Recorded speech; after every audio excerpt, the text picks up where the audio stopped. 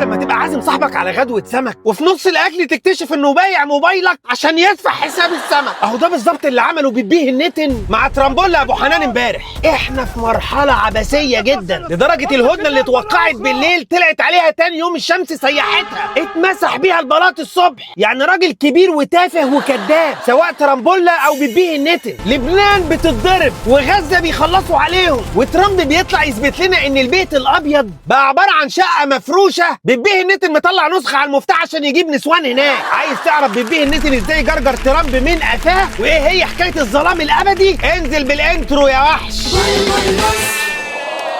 امبارح العالم كله صحي على خبر زباله من ناس زباله ان اسرائيل قررت تعمل اوبن بوفيه من الغارات على لبنان. 100 غاره في 10 دقايق. يا راجل ده انتوا لو بتسلقوا بيض مش هتلحقوا. وسموا العمليه الظلام الابدي. لو اسم على مسمى، اقسم بالله انتوا الظلام الابدي بتاع الدنيا دي كلها. قال الظلام الابدي، ما شاء الله اسم كده تحس انه رومانسي، في مشاعر، تحس ان هم بيصدروا لنا كهارب ولاد العقارب مش صواريخ يعني. اسف في الرقم طبعا لو غلط، ممكن يكون زياده كمان. حوالي 182 شهيد لبناني وحوالي 900 واحد مصاب في يوم. جرى ايه يا اولاد المرأة الوزة؟ حتى الوزير بتاع الخارجيه بتاع بلجيكا كان هيتكل على الله برضه، كان هيموت من القصف اللي كان جنب السفاره. تخيلوا يعني اسرائيل وصلت لمرحله اللي هيجي في سكتي هاكله. اسرائيل المرأة اللبؤه. اسرائيل ماشيه مبدا يلا اضرب واللي يجي في سكتي يلا، اللي يجي يلا معانا. دبلوماسي ماشي، وزير ما يضرش، اطفال يا حلاوتهم، ديليفري معدي كتاكيته بني. ده مش جيش، ده كلب مسعور وفك السلسله. والمشكله ان هو بيجح والعالم كله شايفاه وهو ماشي يعض في خلق الله. وطبعا بيبيه النتن ما قدرش يسيب لبنان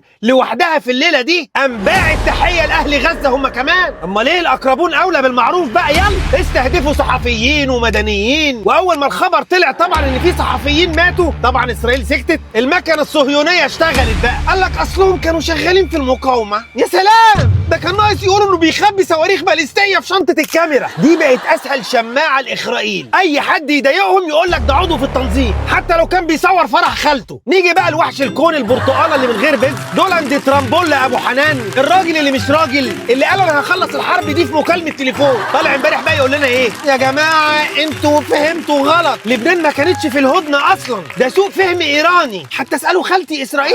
يا راجل طلع سوء فهم، وانا اللي كنت فاكره محشي ورق عنب. معلش يمكن احنا ما فهمناش الرساله بتاعتك، جات لنا في الازر. ايوه صح، احنا قرينا غلط. يا اما تلاقي بيبيه النتن ابن اللذينه ده مسك الاستيكه ومسح اسم لبنان من الاتفاق اللي كان قدام عين ام ترامب اللي يخزقها ان شاء الله. قام ترامب شايفه غامز له كده، تسلم ايدك يا بيبيه.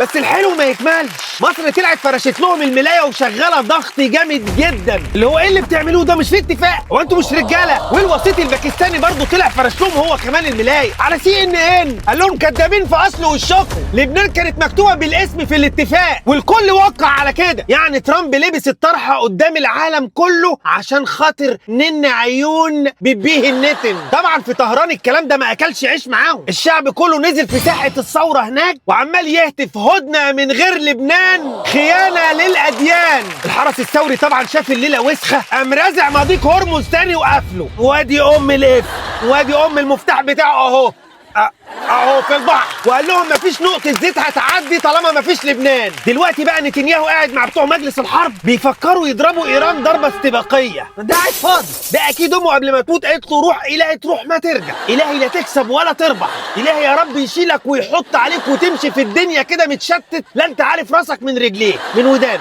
اللي قد طبق الدش دي. وطبعا ايران دلوقتي بتجهز للرد. يعني احنا داخلين على ماتش قمه بس بالكارثه النوويه. ربنا يسترها على السخان اللي عندنا في البيت. الخلاصه يا جماعه عشان ما نقعدش نضحك بس والدم سايل، طول ما نتنياهو ابن المرأة الوزة ده في السلطة مفيش سلام هيحصل. الراجل ده عامل هولد على العالم كله علشان يحمي قفاه من السجن. هو اللي بيمشي البيت الابيض وهو اللي بيحدد مين يعيش ومين يموت بأمر ربنا طبعا سبحانه وتعالى. لأن نتنياهو مش حليف لأمريكا، نتنياهو هو المدير الفني لترامبولا البرتقالي. والحل ما بقاش في هدنة ورقية بيمسحوا بيها جزمتهم تاني يوم. الحل ان الكابوس ده ينتهي بسقوط الحكومة دي، لأنه مش خطر على العالم بس وخطر على شعبه اللي عايش في الملاجئ، اللي قاعدين في رعب، اللي بيوتهم اتهدمت، اللي بقوا مكروهين. غير كده احنا مجرد تأجيل للانفجار الكبير. تعبت.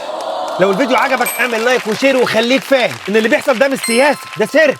والمدرب بتاعه صهيوني. اظن بعد اللي بتشوفه ده احمد ربنا بقى على مصر وعلى نعمتها وعلى الامان اللي انت فيه وعلى جيشك وشرطتك ورئيسك المحترم. فعلا ده لازم يتقال عليه زعيم الشرق الاوسط اللي زي الرئيس السيسي. اقسم بالله ما تغلى عليه جايزه نوبل. ده لو الناس دي بتفهم رجل السلام في المنطقه. يلا فوتكم بعافيه، شيروها له.